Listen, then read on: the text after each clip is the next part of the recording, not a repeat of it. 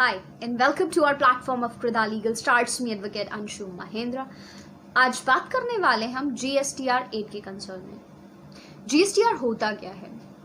पहली बात। दूसरी बात, इसका क्या क्या फंक्शनिंग है, इसके प्रोस्पेक्ट्स क्या हैं, ये सारी चीज़ें, ये सारी बातें, ये सारी डिटेल्स हम सब कुछ स्टेप बाय स्टेप जानेंगे आज के सेशन में। So please if you are interested without skipping the video, आप ध्यान से देखिएगा, क्योंकि एक एक इम्पॉर्टेंट इन्फॉर्मेशन, एक एक इम्पॉर्टेंट नोटिफिकेशंस कहीं ना कहीं एक दूसरे से इंटरकनेक्टेड, इंटरलिंक्ड अप होता है।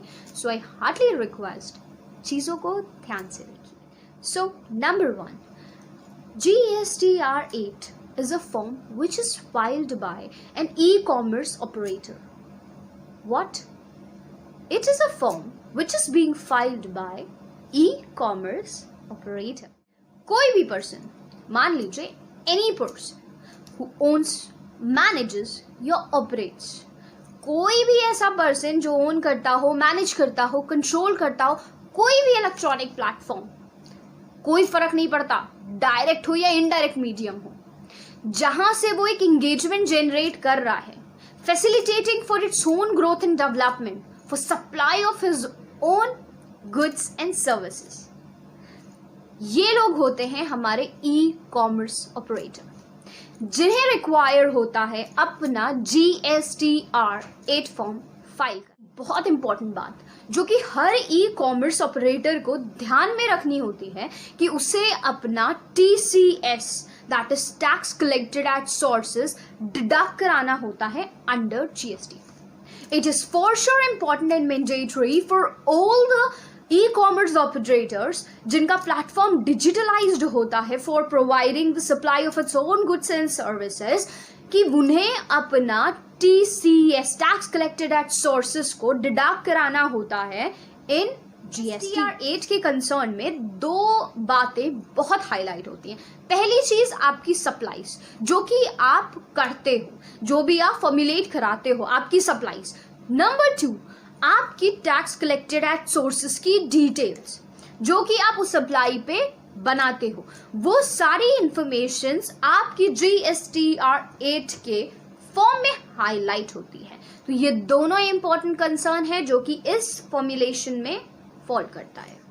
हालांकि अभी तक हमने ये जान लिया कि GSTR 8 क्या है, कौन इसे फाइल करता है, उसके अंदर क्या दो इंपॉर्टेंट चीजें हैं जो हाईलाइट करती है।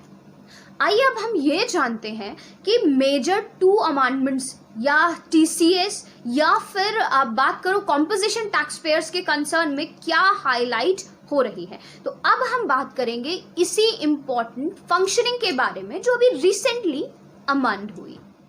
You know guys, there is a provision to make amendments in GSTR 8. Yes, definitely. And that too not once or twice, it is multiples of times. Yes, you must be notifying it that कि जो भी people अपना e-commerce business run कर रहे हैं या e-commerce websites चला रहे हैं, उन्हें अपने GSTR 8 की फाइलेशन करनी होती है। उसके अंदर आता है आपका table number 4।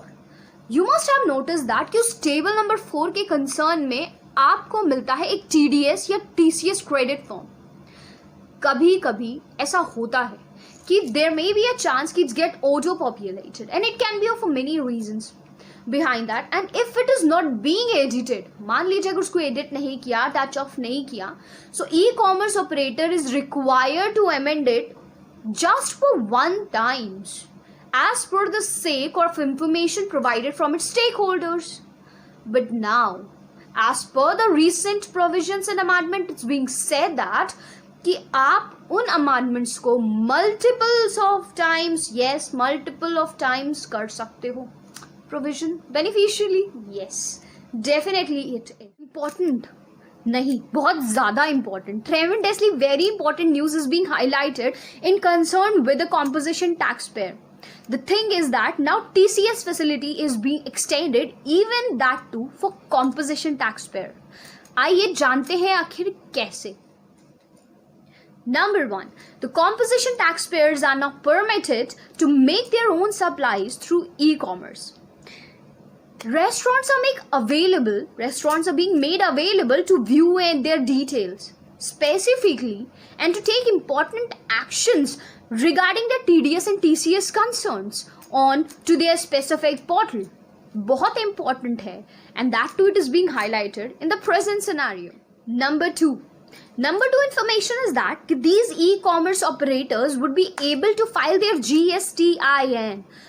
Yes, their GSTIN number as a composition supplier, and even that too they can highlight it onto the GST portal, and that too in their GSTR8 form, and even they can file it as well. जैसा कि अभी मैंने बताया कि जो भी e-commerce operator होगा, ठीक है, वो आपका कॉम्पोजिशन टैक्स पेयर भी अब हो सकता है, क्योंकि कॉम्पोजिशन टैक्स पेयर्स को अब ये परमिटेड है कि they can make their own supplies through ecommerce platform. तो उनको ये राइट मिल जाता है कि वो GST8 फॉर्म भरे. तो अगर वो उसकी फाइलेशन करा रहे हैं तो उनके TDS और TCS के जो अमाउंट होंगे वो भी हाईलाइट होंगे on to the GST portal, TDS और TCS रिसीव्ड फॉर्म के कंसर्न में. ये इंपॉर्टेंट है ध्यान रखना कि अब उनकी भी डिटेल हाईलाइट होगी विद देयर GSTN नंबर, जो कि कॉम्पोजिशन टैक्स पेयर अपने कॉम्पोजिशन स्कीम के अंदर फॉल करते हुए मेंशन करेगा. नाउ इफ इन केस अगर कोई भी अमाउंट सो भी रिपोर्ट हो रहा है by the ecommerce operator for the composition tax payers की आइदर वो अपनी इस अमाउंट को एक्सेप्ट कर सकते हैं अपने TDS या TCS कंसर्न्स में, उसको एक्सेप्ट कर सकते हो, either they can make their rejections as well. मान लीजिए अगर उसका एक्सेप्टेंस वो कर लेते हैं, अगर उसे वो एक्सेप्ट कर लेते हैं, then and in that case what happens कि उनका वो amount would be credited to their cash ledger of their TDS and TCS received form जब वो फाइलेशन कंप्लाई करेंगे. तो इफ इन दैट केस अगर वो उसे रिजेक्ट कर देते हैं, मान लीजिए उसका एक्सेप्टेंस वो नहीं करते, उसे रिजेक्ट कर देते हैं, तो वो जाता है आपके उसी ई-कॉमर्स ऑपरेटर के पास फॉर द करेक्शन process.